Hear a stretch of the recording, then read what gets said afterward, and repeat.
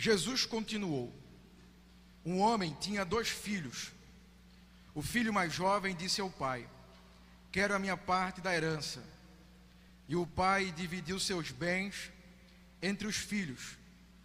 Alguns dias depois, o filho mais jovem arrumou suas coisas e se mudou para uma terra distante, onde desperdiçou tudo o que tinha por viver de forma desregrada. Quando o seu dinheiro acabou, uma grande fome se espalhou pela terra, e ele começou a passar necessidade. Convenceu um fazendeiro da região a empregá-lo, e esse homem o mandou a seus campos para cuidar de porcos. Embora quisesse saciar a fome com as vagens dadas aos porcos, ninguém lhe dava coisa alguma. O tema que a gente vai falar hoje é vencendo as crises da juventude, baseada na história do filho pródigo. Essa história que é bastante rica, e eu quero compartilhar com você nessa noite, em nome de Jesus. E eu quero que você, por favor, acompanhe. Se puder, anota no teu celular. Você que está em casa, anota aí na tua casa, em um caderno. Porque normalmente quando a gente vai falar sobre as crises na juventude, a gente vai pensar crise no namoro, crise da sexualidade, crise da ansiedade. E a gente vai falar tantas coisas que de fato não são o problema. Nenhuma dessas coisas é a fonte dos problemas.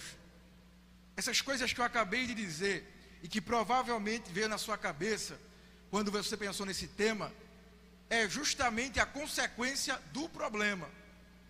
E eu quero tratar com você nessa noite 3 coisas que são de fato o problema, e que se a gente não tomar cuidado, buscando equilíbrio na nossa vida, a gente vai ter problema. O que a gente tem mais visto é justamente uma geração aonde cada vez mais, quando se compara com a geração passada, a gente vai perceber o quanto os homens, não vou dizer que estão deixando de ser homem, mas estão perdendo a masculinidade, o quanto das mulheres estão perdendo a feminilidade, o quanto a gente está perdendo os papéis, e o quanto a gente de fato está perdendo. E o meu desejo nessa noite é que Deus te ajude para que você possa, em nome de Jesus, fazer parte de uma geração forte, de uma geração poderosa, de uma geração que de fato vai impactar esse mundo para a glória de Deus. Quando a gente olha para esse texto, a gente vai ver que o jovem, que é o filho pródigo, ele vai para uma terra distante. Essa terra distante não é uma viagem longa, uma viagem distante. Esse lugar distante, ele revela o coração daquele jovem, que o coração daquele jovem estava longe. O que estava distante não era a posição geográfica, mas era o coração daquele jovem que estava distante de Deus. Então, quando a Bíblia vai falar terra distante, está falando da ideia do coração dele que estava distante do pai e da casa do pai. O filho mais novo sonhava em curtir a vida, aproveitar sua liberdade longe da sua família. Talvez você tenha esse desejo. Talvez você está aqui hoje e o seu maior desejo é completar 18 anos, arrumar um trabalho, sair da casa do pai, sair da casa da mãe e ir curtir a vida, e aproveitar a sua vida. O filho pródigo experimentou várias crises. Ele estava decidido, obstinado a viver a vida sem regras, aproveitar a vida até o seu limite, sem ninguém para lhe dizer o que fazer ou deixar de fazer. O caminho seguido por ele foi a rebelião contra o seu pai, rumo à autorrealização. Nesse estudo, estaremos tendo como base o filho pródigo para analisar as crises que ele teve. Observe que eu falei coisas aqui que é nossa, que é dos jovens. Aproveitar a vida, não ter ninguém para mandar em nós, para nos dizer o que devemos ou não fazer, viver uma vida intensa, aproveitar a vida sem limites. Tudo isso que eu estou falando aqui e que eu vou abordar hoje são coisas que fazem parte do imaginário jovem, fazem parte do intento. Todo jovem ele quer viver a vida de forma intensa, não ter limite. Ele quer viver a sua vida sem ninguém lhe mandando fazer algo ou deixar de fazer algo, e ele quer curtir a sua vida. Então eu peço que você abra o seu ouvido e, por favor, me dê um pouquinho da tua atenção para que a gente possa compartilhar essa palavra com você. A primeira crise que esse filho pródigo tinha era a imaturidade. A imaturidade é a primeira crise que eu quero trabalhar aqui essa noite. Por quê? Aquele jovem, ele era o irmão mais novo. Quem deveria sair da casa era o irmão mais velho.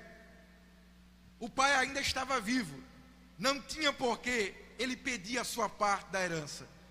Na verdade, ele precisava viver ao lado do seu pai. Ele precisava aprender a viver, saber o que é responsabilidade, saber o que é paternidade, para que ele depois, quando o pai morresse, ou quando ele casasse, ele sairia de casa. Mas ele é um jovem pródigo, esbanjador, gastador. Ele não sabia quanto custava o iPhone dele. Ele não sabia quanto custava os sucrilhos que ele comia no café da manhã. Ele não sabia quanto o sapato ou a roupa dele de marca custava. Mas ele queria uma coisa: eu quero dinheiro para que eu possa sair daqui e eu quero ir embora, eu quero aproveitar a minha vida. Você percebe que a atitude desse jovem é a atitude de alguém imaturo, é a atitude de alguém que não sabe o que é a vida, que não sabe o que é a realidade, mas ele tem um imaginário, e esse imaginário é aproveitar a vida sem limites. E eu peguei aqui 4 características de o que é alguém imaturo. E eu gostaria que você observe essas 4 características. A primeira é alguém dramático. A primeira característica de alguém imaturo é alguém dramático. E ele geralmente fala esses tipos de frases: hoje foi o pior dia da minha vida, eu não vou aguentar, jamais vou superar esse trauma tão horrível, eu não sei viver sozinho. São palavras que normalmente alguém que é imaturo fala. Alguém que é imaturo fala que só porque viveu um dia ruim foi o pior dia da sua vida. Só porque aconteceu alguma coisa, ele acha que não vai sobreviver, porque aquele trauma ele vai carregar para toda a vida. Eu não vou aguentar. Acontece qualquer coisa, eu não vou aguentar. O fim desse namoro, eu não vou aguentar. Fui reprovado, eu não vou aguentar. É uma pessoa dramática. São comuns no vocabulário de uma pessoa imatura, principalmente quando envolve situações ruins e sentimentos negativos, como choro ou dor. Geralmente você vai perceber que essas características são características de criança. Criança é dramática. Criança, qualquer coisa, acha que foi o pior dia da sua vida, porque perdeu o brinquedo, porque quebrou o brinquedo. Eu não vou superar isso, eu não vou suportar. Essa é a primeira característica. A segunda, birra, choro. Birra é coisa de criança. Ela ainda está desenvolvendo suas personalidades e aprendendo o que é certo e o que é errado. Uma criança, ela não sabe o que é certo e errado. Ela ainda está aprendendo. A sua personalidade ainda está sendo formada. Por isso que ela faz birra. Ela quer um sorvete, a mãe não dá, ela chora, ela esperneia, porque ela quer o sorvete. Ela não sabe que tem que pagar. Ela não sabe se a mãe está com dinheiro ou se não está. Ela está pouco preocupada se aquele dinheiro é o dinheiro de preparar o almoço de amanhã. Ela quer o sorvete. Um adulto que já sabe, ou deveria saber, o que é certo e errado, além de não conseguir absolutamente nada do que a pessoa quer, esse comportamento comprova o quanto a pessoa é imatura. Não sei se você já teve a experiência de conversar com alguém, ou você mesmo fazer isso, e você vai se lembrar. Quando você recebe um não, é a pior coisa da sua vida. Quando você recebe um não, parece que o seu mundo desabou. Parece que você, meu Deus do céu, o que é que está acontecendo? E você faz birra, e você não me ama, por isso que você não me dá. Você não gosta de mim, por isso que você não vai fazer. E começa a fazer esse jogo, e que para nós que já somos jovens, vai trazer algo chamado manipulação. O que mais tem hoje são pessoas que manipulam outra. Relacionamento abusivo. Se você não fizer isso, eu não vou. Se você não fizer aquilo, eu não vou. E começa um relacionamento doentio. Por causa de quê? Por causa de imaturidade. De quem faz e de quem sofre. De quem faz porque é o abusador. É aquele que se aproveita da fragilidade. Sabe que a pessoa gosta, sabe que a pessoa tem sentimento, e aí começa a fazer o quê? Birra. Mas é uma birra maliciosa, não é nem birra de criança. É uma birra aproveitadora, onde começa a manipular. Porque se você perceber, um bebezinho já manipula um pai e uma mãe. Uma criança, por mais nova que seja, parece que ela já sabe o que é manipular. Se eu chorar, eu ganho leite. Se eu chorar, eu saio do berço. E ela já sabe. E nós que não somos mais criança, é feio, a gente não alcança o que a gente quer, porque você vai tentar fazer birra com o seu professor. Você vai fazer birra com o Fábio, que é o seu líder. Você vai fazer birra com o pastor Edivan, que é o seu pastor. Você vai fazer birra com qualquer pessoa que seja. Fábio está pouco preocupado, irmão, com a tua birra. O pastor Edivan está pouco preocupado com a tua birra, porque ele sabe que isso aí é coisa de criança. Então rapidamente você já perde ponto, porque você vai tentar manipular, e aí você já perde. E além de perder, revela o coração, e revela o quanto a pessoa é imatura. Terceira coisa, você precisa ser o centro das atenções. Você pode observar que normalmente na adolescência, na juventude, você quer ser o que fala mais, você quer ser o que faz mais piada, você quer ser o que chama mais atenção, porque você quer ser o centro, quer chamar a atenção para você. E quando alguém aparece, pode observar, chegou uma menina nova na igreja, as outras meninas já ficam recuadas. Chegou um menino novo na igreja, os rapazes já recuam. Aí quando começam a ter contato, quando começam a conhecer, descobrem que ele é muito legal e que ele vai ser um bom amigo e abraçam ele. Mas enquanto a nossa centralidade está sendo afetada ou corre risco, rapidamente a gente evita, a gente corre. Quarta coisa, tem atitudes impensadas. Até os adultos fazem coisas sem pensar, de vez em quando. Porém, os imaturos fazem isso o tempo todo. Pode observar, irmão, que de vez em quando você vai fazer alguma coisa sem pensar. É normal. Mas você viver fazendo coisas sem pensar, sem medir as consequências, não é coisa de alguém maduro. Não é coisa de alguém que está crescendo. É coisa de alguém que se prendeu no passado e não quer crescer. Quando a gente vai olhar para esse filho pródigo, a atitude impensada dele foi sair da casa do pai. Veja, é normal para nós hoje, na nossa cultura, não sei se na cristã é normal, mas no secular, né, para quem não é crente, criou 18 anos, se formou na faculdade, 22, 20 anos, sai de casa, aluga um quarto, aluga um kitnet, vai morar com os amigos, e é normal. tchau mãe, tchau pai, quando for ano novo, Natal, eu passo por aqui e acabou a história. Naquela época não era normal isso, não era normal, mas aquele jovem estava com a herança, tinha a liberdade e foi aproveitar a sua vida. Alguém já disse, as piores dificuldades de um indivíduo começa quando ele tem a possibilidade de fazer o que bem entende. Veja bem, quando você está debaixo da autoridade do seu pai e da sua mãe, você não pode fazer o que você quer. Você até tenta, mas seu pai e sua mãe descobrem, ele puxa de volta para debaixo das asas dele. Só que o problema não é esse. A gente passa a juventude toda achando que o maior problema são nossos pais. É sair das asas dele para ter a nossa independência.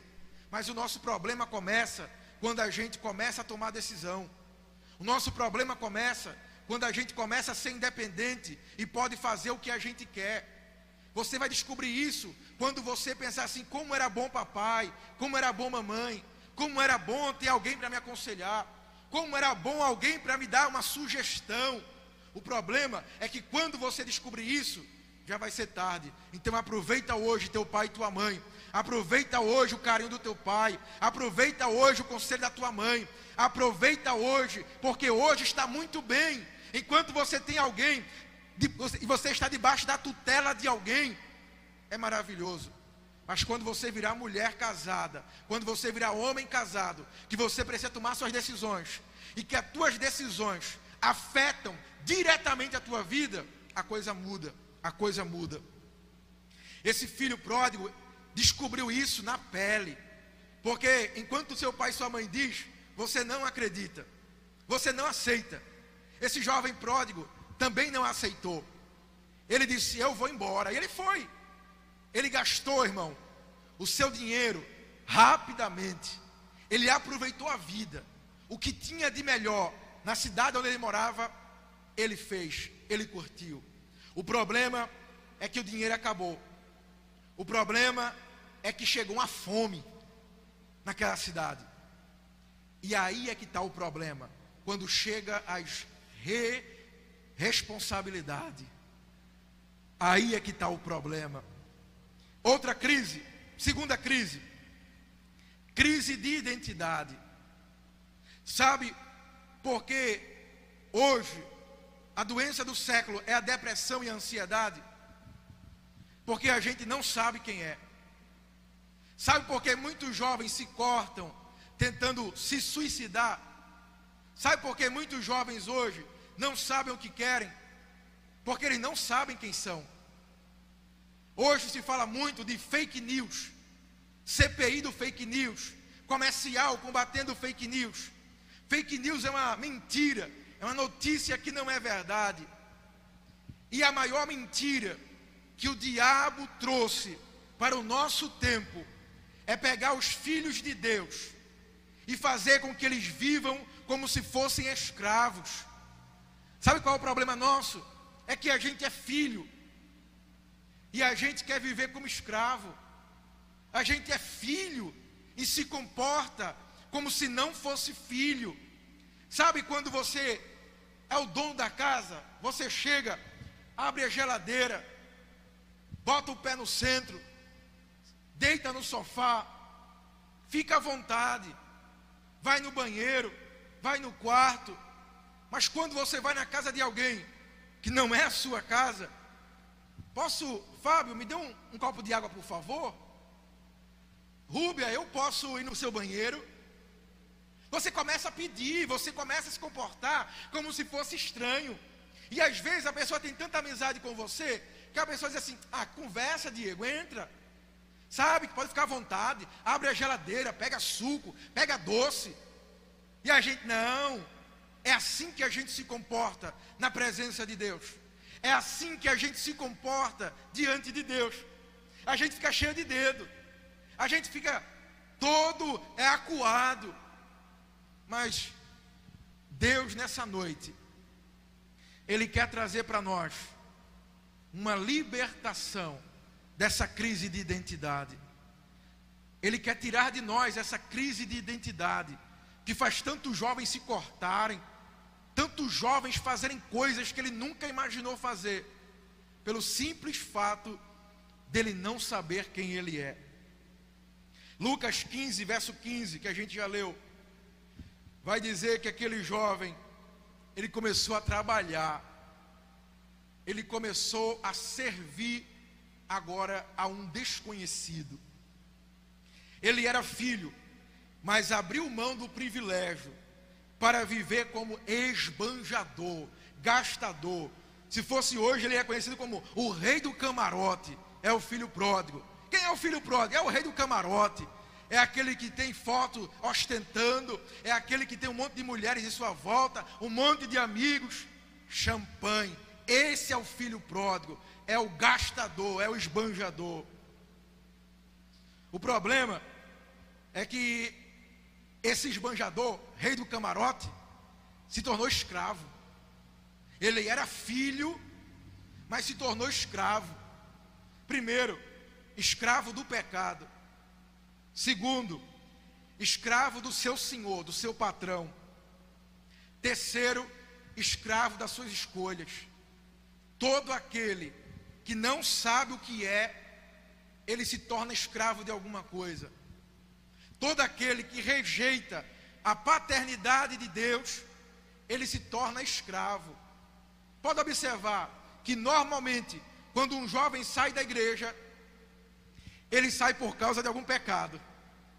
Ele sai por causa de alguma prática que ele quer fazer, que ele já está fazendo ou que ele vai fazer. Rapidamente, ele se torna escravo daquele pecado. A segunda coisa é escravo do patrão, escravo do Senhor. Ele era filho. Se ele ficasse na casa do pai, ele teria direito à herança, amor e privilégios. Quando ele sai, ele se torna um escravo, um servo. Tem muito jovem que, por não saber quem é, por não saber que é filho, está se tornando escravo do pecado, está se tornando escravo das suas escolhas. Você é livre para escolher o que você quiser, mas você não pode rejeitar as consequências das suas escolhas. Você pode decidir o que quiser aqui essa noite, mas depois que você fizer, você precisa aceitar as suas escolhas, porque as escolhas trarão consequência. A escolha de sair da casa do pai acaba com a mamata de acordar tarde, acaba com as mordomias, porque agora você tem que fazer, você tem que lavar sua roupa, você tem que fazer a sua comida, você tem que trabalhar para ter o seu dinheiro. Acabou o privilégio. Por quê, Diego? Porque ele não sabia quem ele era. Irmão, não tem maior privilégio do que você ser filho do seu pai, você ser filha da sua mãe. Não existe maior privilégio do que ser filho de Deus. Ser filho de Deus, nada nesse mundo pode ser melhor ou mais prazeroso ou dar mais status do que ser filho de Deus. Irmãos, uma das crianças mais famosas do Brasil hoje é o filho de Neymar. Ele não sabe nem jogar bola, ele é gordinho, ele nem gosta de correr atrás da bola, eu acho. Talvez depois ele pense nisso, mas agora ele é criança, ele corre brincando, ele pega a bola com a mão, mas ele é filho de um dos melhores jogadores do Brasil nesta época, neste momento. Não importa se ele joga bola, o que importa é que ele é filho daquele jogador. Irmão, a gente deveria ter orgulho, a gente deveria ter prazer quando alguém perguntasse para nós o que a gente é, quando alguém perguntasse para nós quem a gente acha que é, quando em uma aula de filosofia um professor perguntasse para você quem é você, quando alguém ateu, alguém de história quisesse falar sobre você e você abrir o peito e você dizer: eu, Diego José Ribeiro, sou filho de Deus, Criador do mundo, o Criador do universo, Ele é o meu Pai, eu sei quem eu sou. E eu não me rebaixo, porque eu sei quem eu sou. Abra sua Bíblia em Romanos 8, 14 até o 16, para você entender o que eu estou falando. Existem muitos jovens, irmãos, que estão querendo tirar a sua vida, e às vezes estão na igreja e a gente nem sabe. Uma mãe me procurou lá no alto do Maracanã, e conversando comigo e com Celiane, ela confessou que a filha dela corta os pulsos e já tentou várias vezes suicídio. E quando a gente vai ver por quê, irmão? Porque nunca teve pai. E as lembranças que ela tem de pai são traumáticas. Agressões, abusos. Existem pessoas que estão tentando tirar sua vida porque acabaram namoro, por causa de escolhas erradas e consequências que vieram, que são insuportáveis. Aí querem tirar a própria vida. Mas quando a gente olha para a Bíblia, Romanos capítulo 8, 14 a 16, porque todos que são guiados pelo Espírito de Deus são o quê? Filhos de Deus. Porque não recebeste o espírito de escravidão. Diga comigo, eu não sou escravo. Diga mais alto, irmão. Quem está assistindo na sua casa, no seu trabalho, precisa ouvir. Diga assim, eu não sou escravo. Para outra vez viver com temores. Veja o que é que ele vai dizer. Mas recebeste o espírito de adoção de filho, pelo qual clamamos, Abba, Pai. Diga assim, eu sou filho. Você entende isso, irmão? Você não é mais escravo, você é filho de Deus. A gente não é mais escravo, irmão, a gente é filho. A gente não precisa ficar se vitimizando, achando que é coitadinho. A gente não precisa querer chamar a atenção. A gente não precisa querer agradar ninguém. A gente não precisa ficar preocupado se alguém gosta, se alguém não gosta, se é gordinho, se é maguinho, se é alto, se é pequeno, cabelo crespo, cabelo liso, branco, negro, mulher, homem. A gente não precisa, por que não? Eu sou filho de Deus e isso me basta. Você precisa se contentar em ser filho de Deus. Irmão, quem é filho de Deus entende que Deus é vida. Quem é filho de Deus entende que Deus é vida. E quem descobriu a vida jamais desejará tirar sua própria vida. Jamais. Irmão, se algum jovem do sexo masculino te deixou, jovem do sexo feminino, não te preocupa. Se alguma menina, rapaz, te deixou, não te preocupa. Você é filho de Deus. Deus tem um príncipe reservado para você. Deus tem uma princesa reservada para você. Então acalma o teu coração. Não tem por que a gente viver em prol de outras pessoas. Não tem por que a gente viver do que as pessoas acham ou deixam de achar de nós. Nós somos filhos de Deus, irmão. E aí não importa se é mulher, se é homem, se é negro, se é branco, se é alto, se é magro. Não importa. Por que não importa, Diego? Porque você tem uma herança real. Você é um príncipe, você é uma princesa. Para descontrair, para aliviar um pouco o ânimo, quando eu estava internado com a Covid-19, eu só fazia dormir, não tinha o que fazer, não tinha fôlego para fazer nada, e eu ficava sempre deitado assim, né? E aí a enfermeira veio tirar sangue, e procura a veia, e ela disse, é muito difícil achar a veia dele. Aí a outra falou assim, também ele é gordo? Eu acho que ela achou que eu estava dormindo. Eu abri o olho assim, gordo o quê, rapaz? Gordo nada, quase gordo, mas ainda não é gordo. Só uma brincadeira, irmão. O quanto a gente se preocupa com o que os outros pensam de nós. E principalmente jovem, principalmente adolescente, que está se formando, começando a descobrir as coisas. Irmão, por que eu não quis falar de sexualidade ou sobre crise sentimental? Porque a gente já ouvia falar isso há muito tempo, e as conversas eram assim. Sabe como é que uma menina ela se apaixona por um rapaz que não presta, é porque geralmente o pai não elogia. Aí ela encontra um malandro na rua, que ele diz assim: que princesa. Aí ela: oh, eu sou uma princesa. Papai nunca disse que eu sou uma princesa. Eu sou uma princesa. Aí no outro dia de novo: princesa. Agora não é princesa não, né? Agora é bebê. Minha bebê. Ela: oh, eu sou uma bebê. Já tem 40 anos, eu sou uma novinha. Aleluia. Aí eu venho nessa noite para dizer em alto e bom som para você: você é uma princesa do Senhor Jesus. Você é um príncipe do Senhor Jesus.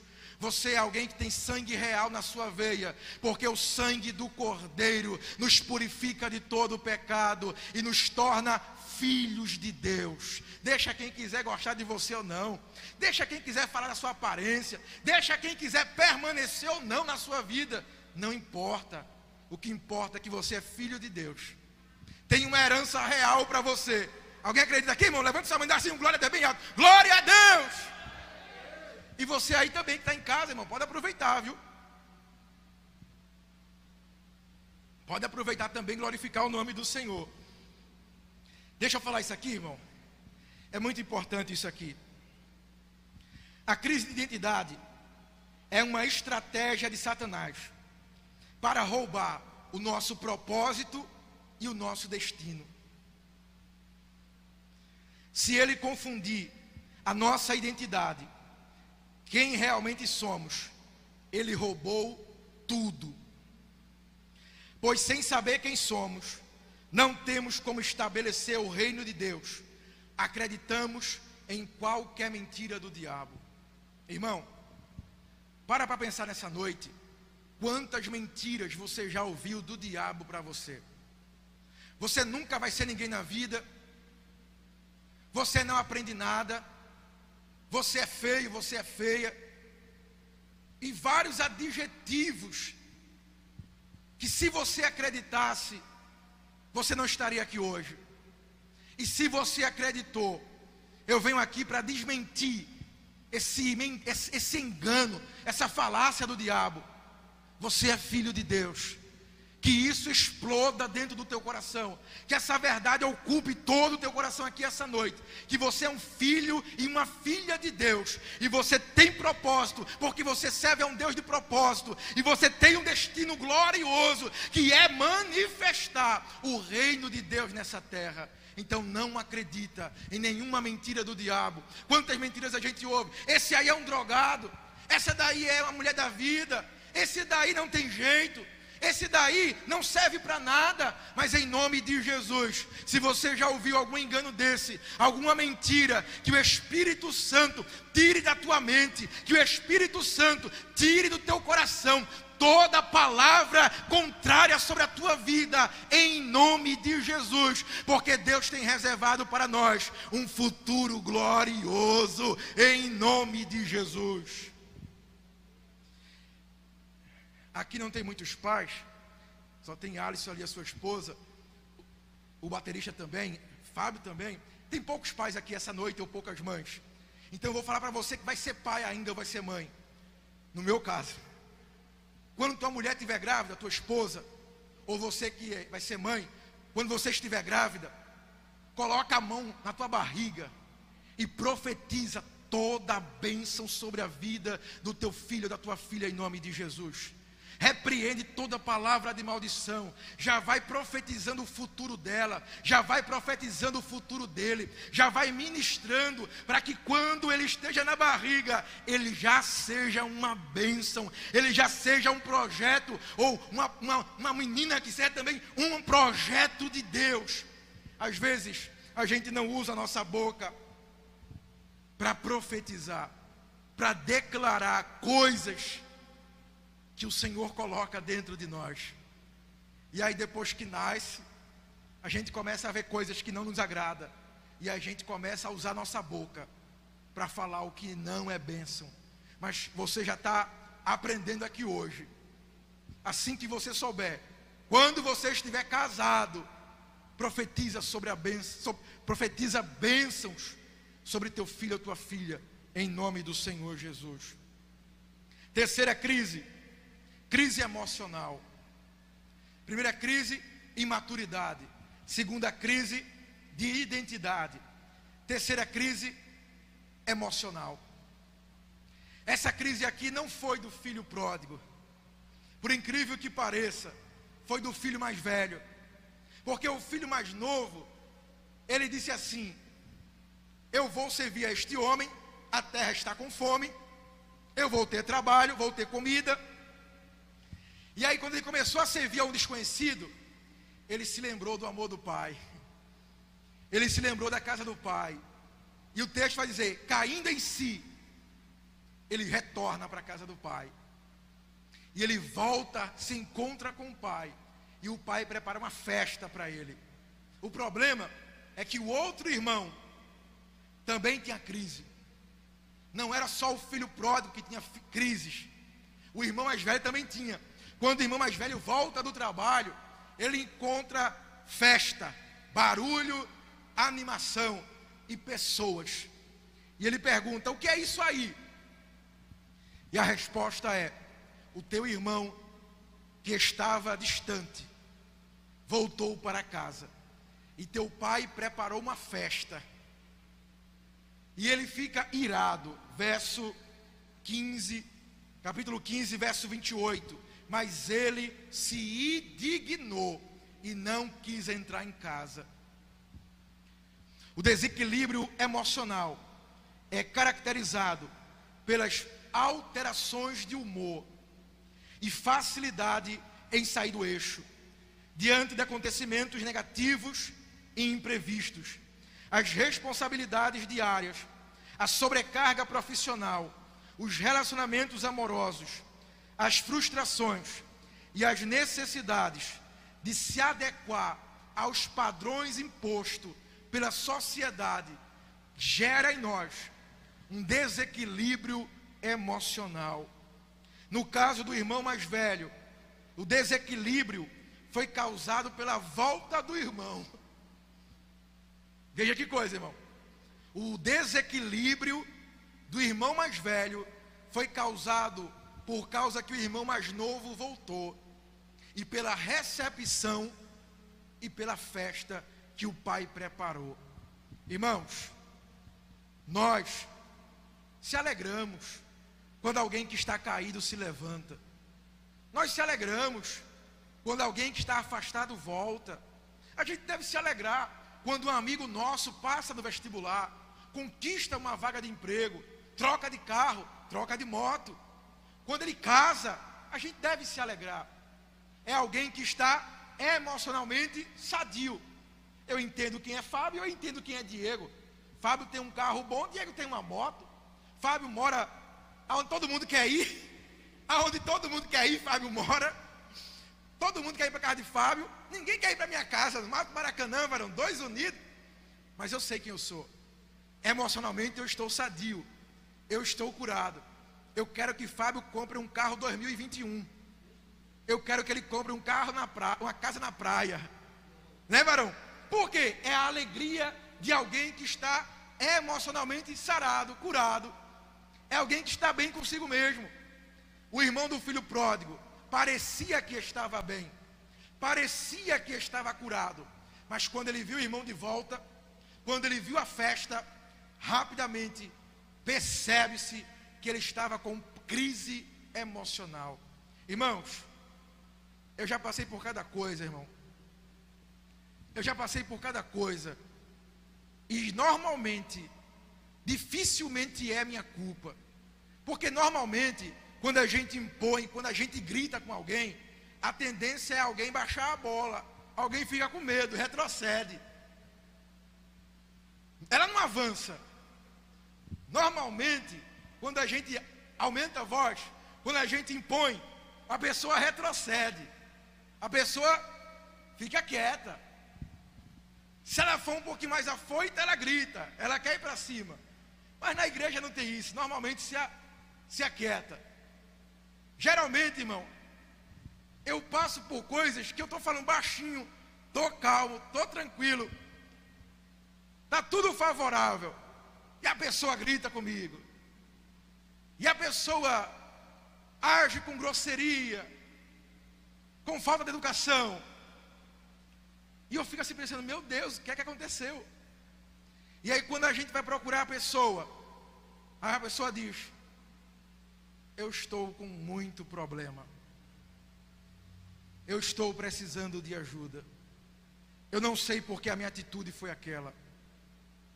Irmãos, não existe ninguém que passe por crises emocionais mais do que um jovem, mais do que um adolescente, porque na verdade ele ainda não conhece as suas emoções. Ele está conhecendo. Ele não sabe o tempo de falar, o tempo de calar. Ele não sabe o tempo de ser energético, o tempo de ser mais tranquilo. Ele não sabe. E aí ele faz toda hora. Toda hora ele quer gritar. Toda hora ele acha que está na razão. Toda hora se chateia, grita, faz birra, quer ir para casa, desiste. Esse irmão do filho pródigo estava desse jeito. Ele também tinha problema. As atitudes do irmão do filho pródigo, ele acusou o irmão. Irmãos, ele pegou a herança de papai, gastou, foi embora. E o que é que ele está fazendo aqui de volta? Ele acusa o irmão, no momento que era para ele abraçar o irmão. Quantas vezes a gente vê um adolescente, um jovem que se afasta da igreja, e no momento que ele volta, é o momento de fazer festa, é o momento de abraçar. E a gente, olha aí, Fábio já vai botar ele para cantar, ó, quer ver? Thalita, Dayana já vai chamar para o grupo de coreografia. Não pode não, de jeito nenhum, está errado isso aí. Esse é o momento de você abraçar. Depois você reclama, depois você conversa, depois você aconselha. Deixa a pessoa chegar, irmão. Deixa a pessoa criar raiz.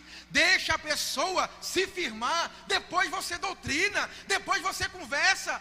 Mas a gente quer isso. Chegou agora, já está assim. Não pode, pode. E nós, filhos mais velhos, precisamos ter maturidade para aceitar os mais novos, para aceitar os mais fracos, porque a Bíblia não vai dizer que o mais forte mate o mais fraco. A Bíblia sempre vai dizer, o mais forte tolere o mais fraco.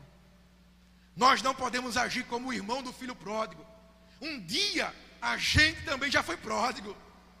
Um dia nós também fomos como o filho pródigo. Não valorizamos o pai, não valorizamos os dons, não valorizamos o que Deus colocou em nossa mão. A gente abriu mão, a gente foi para o mundo. Aí graças a Deus a gente está bem aqui hoje, ó, pregando de paletó, aleluia, Fábio dirigindo o culto, as meninas dançando coreografia, o louvor cantando, os rapazes tocando, coisa linda não. Um dia você já foi pródigo, então abrace hoje os pródigos. Hoje receba, abrace, ame alguém que já foi igual a você. Nós não podemos ter a atitude do irmão do filho pródigo. Pior, a segunda atitude do irmão do filho pródigo: condenou o pai. Condenou o pai, irmão. Porque quem recebeu foi o pai. Se não fosse suficiente ter acusado o irmão mais velho cometeu um grande erro ao murmurar contra o pai e reclamar de um suposto tratamento desigual. O pai ama mais ele. Ciúme, irmão, egoísmo, não cabe para nós, irmão. Não cabe para nós. É coisa de gente desequilibrada. Irmão, o que é nosso ninguém toma, irmão. O nosso lugar ninguém entra, ninguém se encaixa. No meu lugar só eu me encaixo, irmão. Ninguém se encaixa no meu lugar. Tem lugar para irmão mais velho, tem lugar para irmão mais novo, tem lugar para crente maduro, tem lugar para crente imaturo, irmão. Tem lugar para crente forte, tem lugar para jovem fraco. Mas aqui é o lugar de cura. Aqui é o lugar aonde todos devem ser recebidos e tratados. Você pode dizer amém? Aqui é o lugar, irmão. Aqui é o lugar.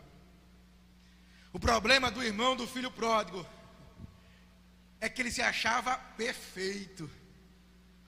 Ele se achava justo. Percebe? que normalmente quando a gente vai acusar alguém, a gente se coloca na posição de juiz, na posição de dizer assim: eu não faço isso, eu não faço aquilo, então eu posso julgar. Não pode. Por que não? Porque quando a gente começa a apontar o dedo para os outros, existe um monte de dedo apontado para nós. Irmãos, a atitude desse irmão do filho pródigo demonstra uma crise emocional. Ele tinha vários problemas. E se você está aqui hoje e você tem crise emocional, aqui é o lugar certo. Se você está ainda agindo como alguém imaturo, aqui é o lugar certo. Se você ainda está sem saber quem você é, ou sem aceitar a sua identidade, aqui é o lugar certo. Porque aquele jovem, o filho pródigo, quando está voltando para casa, ele voltou por causa da lembrança da casa do pai. E quando ele está voltando, o pai estava lá na porta. O pai tinha a esperança que o filho voltaria um dia. O filho pródigo não é um rebelde. O filho pródigo estava vivendo uma crise. Quantos jovens, irmãos, passam por crise, e às vezes a igreja não entende, acha que é um jovem rebelde. Não, é só uma crise. Mas essa crise precisa ser tratada. Você precisa ser tratado dessa crise. Você precisa ser curado. E essa noite, queira Deus que seja uma noite, para você que está assistindo, seja uma noite de cura para você. Seja uma noite onde o amor do Pai vai invadir teu coração, curar todo o trauma, te libertar de toda a palavra que te disseram e trazer uma verdadeira identidade para você. É isso que nós precisamos aqui essa noite. Porque quando o filho pródigo está voltando, o pai sai correndo para encontrar o seu filho. E quando o pai encontra o filho, ele dá um abraço e dá um beijo. Esse filho não era rebelde. Esse filho estava em uma crise. Mas já viu aquele ditado? Para outro doido, só um doido na porta. Para toda crise, irmão, existe uma crise pior. A crise daquele jovem era interna. A crise que Deus trouxe foi fome. Talvez você está aqui hoje e vive alguma crise. Aí Deus permite uma pandemia. Você está vivendo uma crise interna. Eu não sei quem eu sou, ninguém me ama, é isso, é aquilo. Aí Deus diz: vou acabar com essa crise. Como, Senhor? Vou permitir uma crise maior do que você, para você entender que só o meu amor cura toda crise. O que curou a crise daquele jovem foi o amor do Pai. Porque o amor do Pai cura toda crise.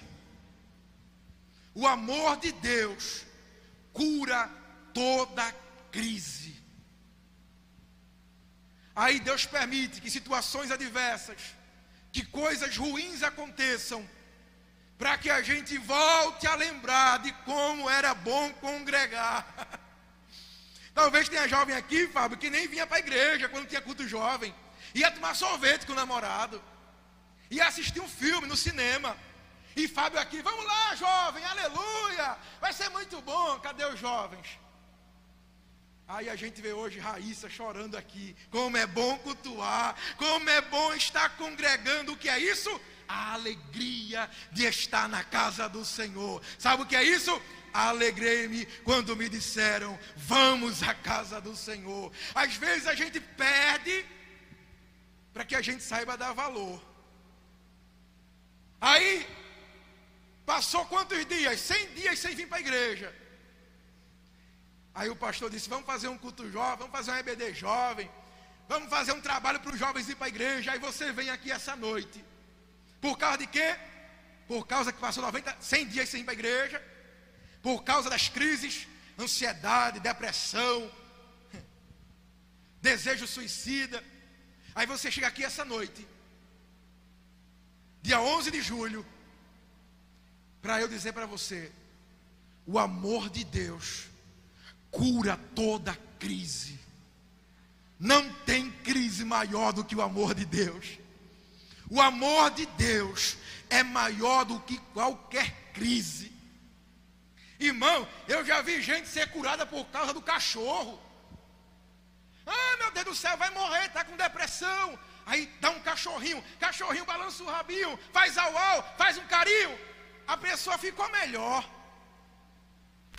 O amor não é o amor do cachorro para o dono, é do dono para o cachorro. Uma coisa bem pequena eu falei aqui, um cachorro. Agora imagina, irmão, o amor de Deus. Ah, Senhor, ninguém me ama. Senhor, meu namorado me deixou, minha namorada me deixou. Senhor, dizem que eu sou feio. Senhor, meu pai abandonou minha casa. Senhor, aconteceu isso comigo. Aí o pai estende os braços para nós aqui essa noite, vendo você vir da sua casa para a igreja. Ele vendo você vir da sua casa para a igreja, olha ele na porta: minha filha veio, meu filho veio. Senhor, está acontecendo isso. Ele: cala a boca, me dá um abraço, me dá um cheiro, porque o meu amor te cura nessa noite. O meu amor cura qualquer crise. Irmão, a nossa crise existencial não causa crise no ser de Deus. Deus não tem egoísmo, Deus não se sente sozinho, Deus não tem crise nenhuma. Ele é Deus, Ele é poderoso. Quando Ele olha para nós, Ele sabe que a gente tem crise, Ele sabe que a gente duvida, Ele sabe que a gente fraqueja, Ele sabe que às vezes a gente perde a vontade de viver. Ele sabe que a gente se lembra de alguma coisa ruim que aconteceu do passado. Ele sabe que dói quando alguém nos machuca. Ele sabe que às vezes a consequência dos nossos erros é muito pesada. Aí nessa noite, como o pai do filho pródigo, de braços abertos, o filho tenta confessar: pai, pequei contra o Senhor, pequei contra o pai. Aí ele abraça, beija o filho, perdoando ele. Diz assim: cadê os músicos? Pode vir os músicos mesmo. A banda, se prepara a banda aí. Prepara a banda para tocar. É o que, Senhor? É festa. Prepara um cordeiro. O que é isso, Senhor? O meu filho estava morto e reviveu. O meu filho estava em crise. O meu filho pensou em se matar. A minha filha pensou em tirar a própria vida. O meu filho está em depressão, com ansiedade. O meu filho está sofrendo. E para que a festa, Senhor? Porque ele estava. Ele não estará mais. Como assim, Senhor? O meu amor vai curar toda ferida que existe neles. O meu amor vai cicatrizar toda ferida aberta que ainda exista, para que toda crise de identidade vá embora. Você não é o que as pessoas dizem. Você não é nem o que o teu pai e a tua mãe disse. Você é o que a Bíblia diz que você é. Você é filho e filha de Deus. Você não é alguém que vai viver imaturo a vida toda. Deus vai te dar maturidade para que você possa crescer em nome de Jesus. Você não vai ficar gritando o tempo todo. Você não vai ficar entrando em parafuso o tempo todo. Você não vai ser um adulto complexo. Você não vai ser um adulto que depende dos outros. Você vai ser um adulto curado, sarado, porque o Espírito Santo nos completa e tira de nós toda a carência em nome do Senhor Jesus. Não importa qual foi a crise que nos afastou de Deus, a lembrança do amor do Pai serve de motivação para voltar. A cura para qualquer crise existencial está no amor do Pai. Independente do que fizemos na quarentena, no isolamento, ou do que nos levou a fazer, precisamos nos arrepender e entender que o Pai está de braços abertos. Você pode ficar de pé neste momento? Eu queria orar com você. Eu não sei o que você fez nessa quarentena. Eu vi muitas fotos em Instagram, Facebook, muita gente sorrindo, muita gente fazendo biquinho, mas isso aí não diz quem você é. Isso aí não diz o seu estado. O Espírito Santo está aqui essa noite. E o Espírito Santo, Ele quer te curar esta noite. O Espírito Santo quer te livrar de todo o complexo. O Espírito Santo quer te amadurecer. O Espírito Santo quer revelar o amor do Pai, o amor de Deus para você. Para que, como Raíssa falou aqui, que bom estar na casa de Deus, você também possa dizer: que bom estar na presença de Deus. Que alegria, porque eu me sinto curado. Aqui eu não preciso esconder as minhas imperfeições. Aqui eu não preciso me esconder de medo. Aqui eu não preciso ficar atrás de Fábio, porque Fábio sabe falar, ou Fábio sabe cantar. Aqui eu não preciso sentar lá atrás porque eu errei. Aqui eu posso abrir os braços. Aqui eu posso dizer: Pai, eu estou aqui. Eu estou aqui. E eu queria te pedir nessa noite, em nome de Jesus, eu só queria que você fizesse uma oração e dissesse assim para Deus nessa noite: Senhor, se o que Diego falou aí na frente é verdade, eu abro o meu coração para ti nessa noite. E se o teu amor cura toda a crise, eu estou aqui hoje de braços abertos para que o Senhor cure-me. Você pode orar isso, irmão, em nome de Jesus, amém? Você que está na sua casa, você pode orar isso também. Ore a Deus dizendo assim: Senhor, se o que Diego pregou é verdade, se o teu amor de fato cura, eu te peço neste momento, cura a minha alma. Tira de mim a vontade de se suicidar. Tira de mim toda depressão, toda ansiedade. Tira de mim todo complexo. Tira de mim toda dependência do que os outros pensam de mim. Tira de mim tudo que não te agrada. Tira de mim toda palavra de maldição que alguém já lançou. Fala isso agora com Deus. Fala isso com teu Deus. Porque o Pai está aqui essa noite, de braços abertos, para te abraçar em nome de Jesus. No reino de Deus não existem melhores. No reino de Deus não existem comparações. No reino de Deus só existem filhos e filhas de Deus. No reino de Deus não existe hierarquia no sentido humano, esse é maior, esse é menor. No reino de Deus não existe gordinho e gordinha. No reino de Deus não existe moreno, branco, claro, negro. No reino de Deus não existem essas coisas. O reino de Deus tem filhos e filhas de Deus, Pai. Aleluia. Aleluia. Vem, Espírito Santo de Deus, nesse momento. Oh, Espírito Santo, a tua palavra vai dizer, Senhor, que todo que é guiado pelo teu Espírito é filho teu. Nós não temos o espírito de medo. Nós não temos mais o espírito do mundo. Nós temos o Espírito Santo. E todo que tem o Espírito Santo é teu filho. Pai, em nome de Jesus, cura corações aqui esta noite. Cura corações de pessoas que estão assistindo.